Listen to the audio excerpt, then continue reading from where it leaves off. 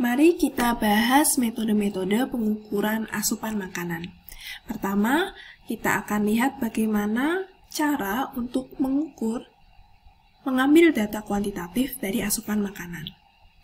Di tabel ini, kalian bisa lihat 3 metode, dan 3 metode ini saya pilih karena merupakan metode yang paling sering dipakai dalam penelitian survei gizi. Pertama, ada yang namanya 24-hour recall. Kedua, estimated record. Ketiga, weigh record. Oke, jadi 3 metode ini memiliki karakteristik masing-masing. Untuk metode 24-hour recall, metode ini mengandalkan memori dari responden.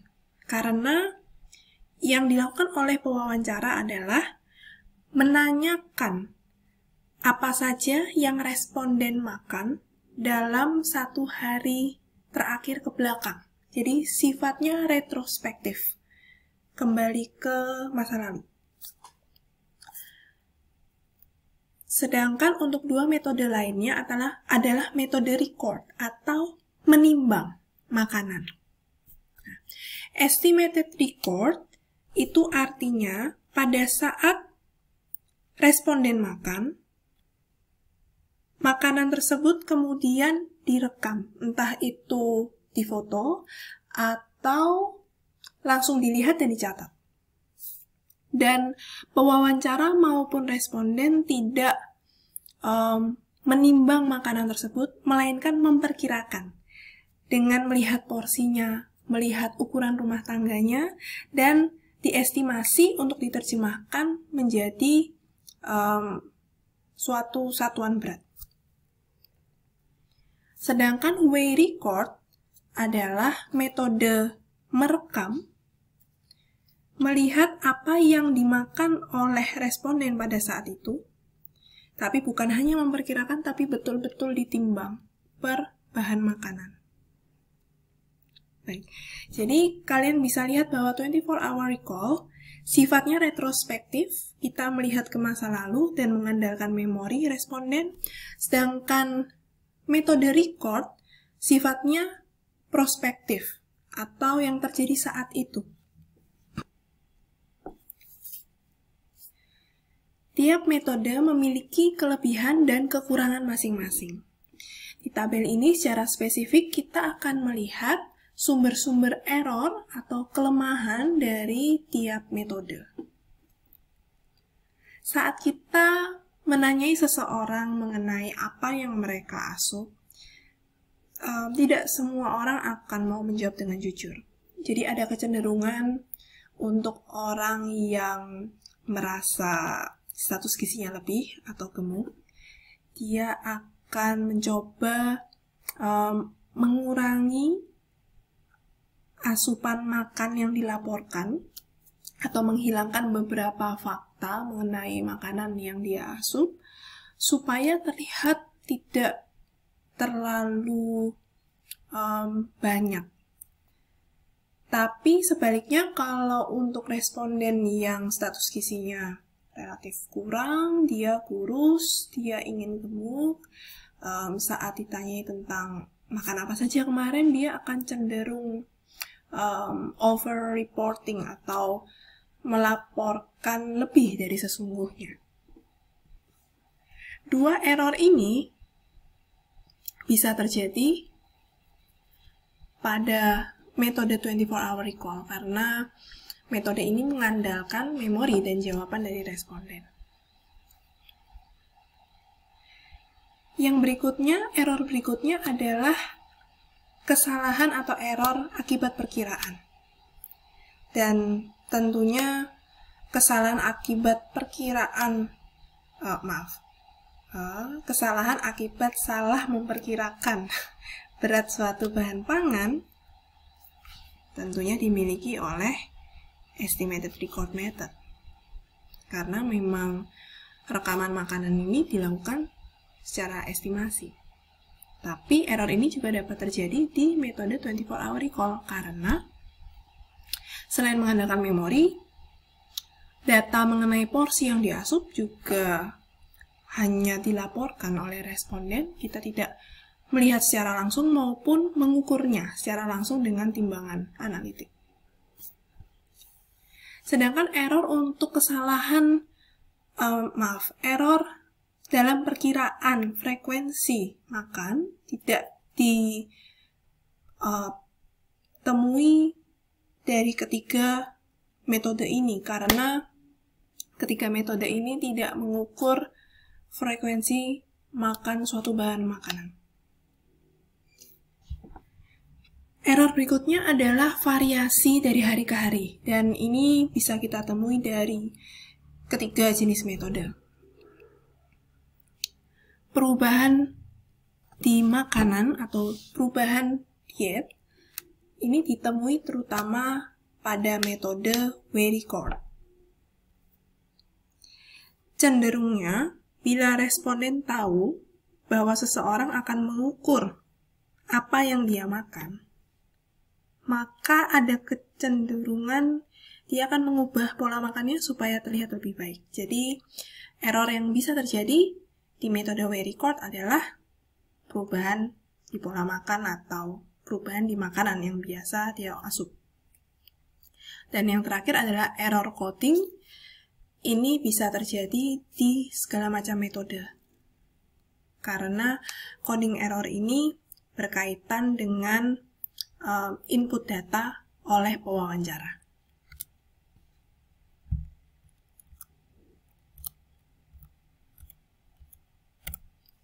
Jadi, 24-hour recall bertujuan untuk memperoleh informasi mengenai intake makanan, asupan makanan responden satu hari sebelumnya.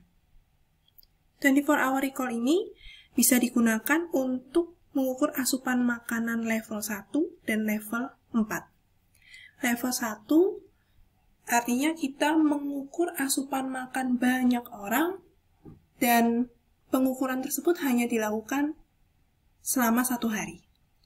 Data yang didapatkan adalah rata-rata asupan makan dalam sehari dari sekelompok orang tersebut. Sedangkan pengumpulan data asupan makanan level keempat artinya kita mengukur asupan makanan per 1 orang, per individu. Dan ini harus dilakukan lebih dari 1 hari. Multiple days. Data yang kita dapatkan adalah rata-rata asupan makan per individu. Berapa banyak hari yang diperlukan? Banyak penelitian dan referensi menyatakan minimal 3, dan 3 hari ini tidak boleh hari yang berurutan, dan harus bisa mewakili weekday atau hari kerja, dan weekend atau hari libur. Keuntungan dari metode 24-hour recall ini adalah relatif tidak membebani responden. Responden cenderung mau bekerja sama untuk membantu pewawancara mengumpulkan data. Biayanya relatif murah, dan ini sangat cocok untuk responden yang buta huruf. Karena dilakukan dengan cara wawancara, responden tidak perlu menulis apapun, tidak perlu mengukur apapun, hanya menyampaikan berdasarkan memori. Tapi, tentunya kerugian atau kekurangan dari metode ini adalah ya bergantung dengan memori. Jadi, bila responden memiliki daya ingat yang kurang baik, bisa jadi data yang didapatkan kurang valid. Dan terakhir, keahlian teknis dan interpersonal itu sangat dibutuhkan oleh pewawancara. Untuk bisa melakukan metode 24-hour recall dengan baik, pewawancara harus banyak berlatih karena menggali informasi dari orang lain, apalagi informasi mengenai apa yang dia makan, itu tidak mudah. Bisa jadi arah perbincangan kemana-mana. Jadi pewawancara harus bisa mengendalikan komunikasi dan topik percakapan supaya tujuan dari interview bisa tercapai. Ini adalah contoh formulir 24-hour recall.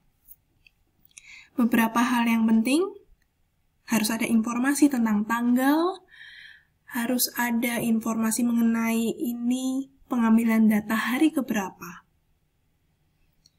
Kemudian yang pertama harus ada kolom untuk diisi nama makanan atau jenisnya.